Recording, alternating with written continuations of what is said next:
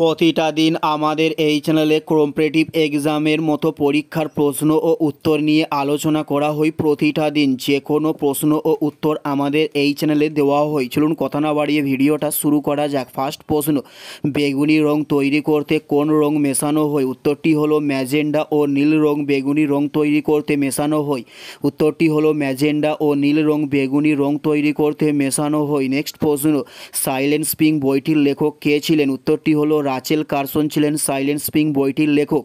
উত্তরটি হলো Rachel Carson ছিলেন সাইলেন্ট স্প্রিং বইটির লেখক। নেক্সট প্রশ্ন, 3 বিঘা করিডোর কোথায় যোগ হয়েছে? উত্তরটি হলো ভারত ও বাংলাদেশে 3 বিঘা করিডোরটি যুক্ত হয়েছে। উত্তরটি হলো ভারত ও বাংলাদেশে 3 বিঘা করিডোর যুক্ত হয়েছে।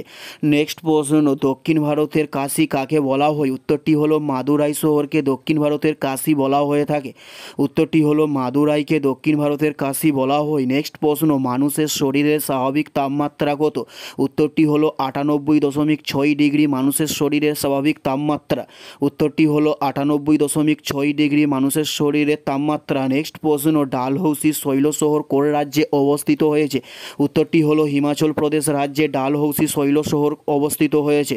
উত্তরটি হলো হিমাচল প্রদেশ। নেক্সট প্রশ্ন, আন্দামান ও নিকোবর দ্বীপপুঞ্জের মাঝে কি আছে? উত্তরটি হলো পোক প্রণালী আছে আন্দামান ও নিকোবর দ্বীপপুঞ্জের মাঝে। উত্তরটি হলো পোক প্রণালী আছে আন্দামান ও নিকোবর দ্বীপপুঞ্জের মাঝে। নেক্সট প্রশ্ন হলো শ্রী রামচন্দ্র স্বামী মন্দির কোন রাজ্যে অবস্থিত হয়েছে? উত্তরটি হলো তেলেঙ্গানা রাজ্যে শ্রী সীতারামচন্দ্র মন্দির অবস্থিত হয়েছে। নেক্সট প্রশ্ন, শান্তিতে নোবেল পুরস্কার কোন বছর দেওয়া হয়? উত্তরটি হলো 1901 সালে শান্তিতে নোবেল পুরস্কার দেওয়া হয়।